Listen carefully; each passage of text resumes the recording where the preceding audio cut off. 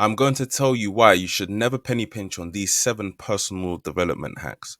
Number 1, accelerating knowledge. Whatever is good in life takes time and you can't rush the process. This is the exact same as knowledge or learning or even a relationship. To foster a healthy relationship, it takes time and you cannot rush the process. If you try and accelerate this, you will have a negative outlook on whatever you've rushed. But if you take your time and invest in something, whether that be your time or your money, you will forget the time and the money that you've used to invest in that thing. And you'll focus on the result that you've achieved.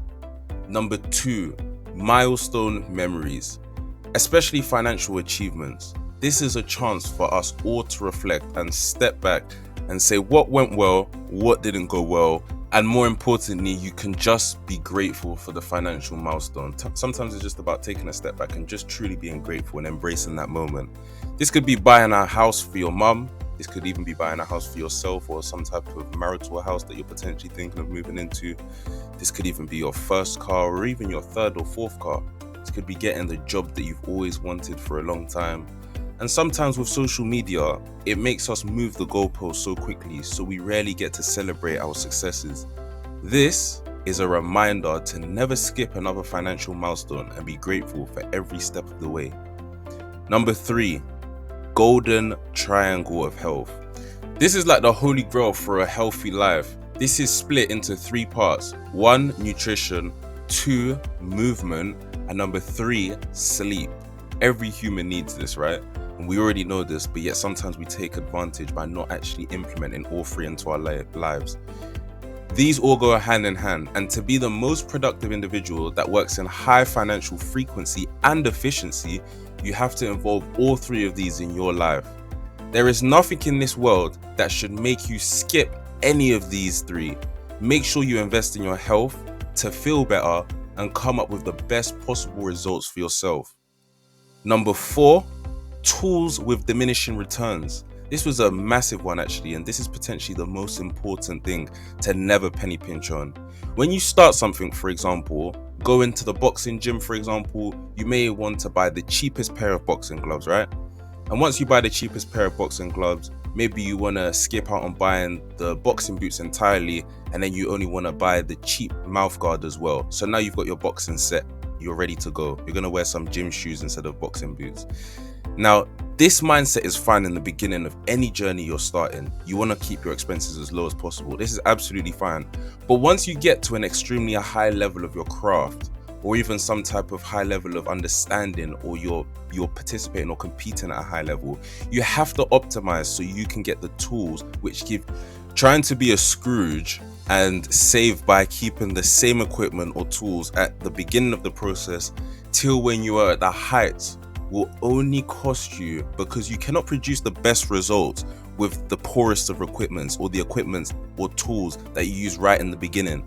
Now, there's some variance to this. There's sometimes that you can get away with this, but majority of the times you can't. And what ends up happening is you actually end up handicapping yourself because you're just limited in performance. Don't intentionally do this to yourself. Don't penny pinch here, but instead look at this as an investment to get into the next category where you can compete in the big league. And that's what we want to go for. We want to be competing in the big league. So we want to use the tools and the equipment that are going to facilitate us to compete in the big league. Number 5, safety and security. This is a key one. We have all done this at some point, and we've all skipped out on some type of safety or security policy or some type of insurance that someone was trying to sell us. Whether that is travel insurance or some other optional insurance or add-on we have skipped on to save money. Of course, this is down to your discretion, but if there is a likely chance something could go wrong, then it might be appropriate to invest in safety and security.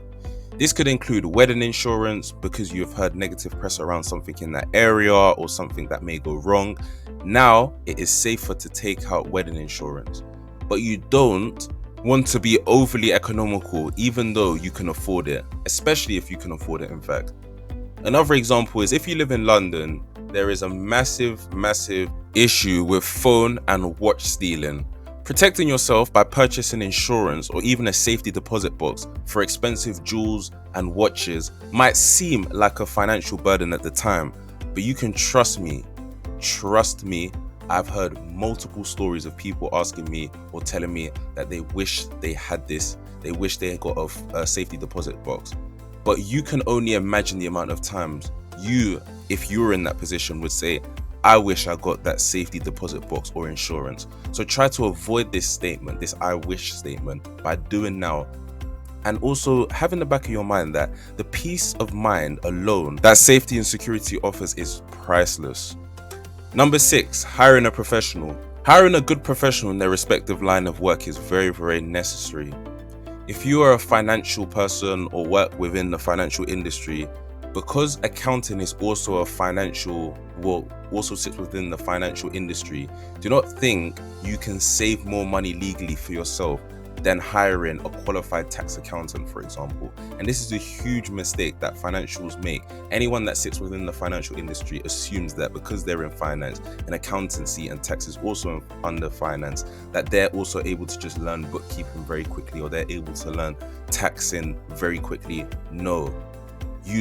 In fact, what that accountant can get you in savings will far outrun the amount you pay that accountant. It is a very small trade-off for massive returns, so this is actually a no-brainer. Do not penny pinch here, or it will cost you in the long run. Worst thing is finding out years down the line how much you could have saved if you just hired a tax-savvy financial accountant, qualified accountant. Same applies for any type of lawyer, dermatologist, or even a website builder or designer. Again, website, the time it will take you to actually learn how to create a website and the time it will take your products or services to go online in comparison to you hiring a professional to do this in a much shorter amount of time and to a higher standard, you could lose out on that time you could have been selling products or services. Number 7, retirement savings. Planning for retirement is about helping your future self. If you skimp on savings for your retirement now, you are ultimately affecting the future you. Why be miserable in the future saying you wish you saved more money to have more of an exciting retirement? This is definitely not the life you want to live. So I am saving from now, and you should too. Retirement might seem like a long way away, and it is for a lot of you guys. But there's a beauty and a beautiful thing called compounding interest to be precise. So the earlier you start, the better. Think of compounding interest as a race. The earlier you start, the more of a head start you continue to give yourself. So imagine a start line. The more of a head start, the more of a creeping more and more towards the finish line you give yourself. See this video here on the power of compounding and the beauty of compounding.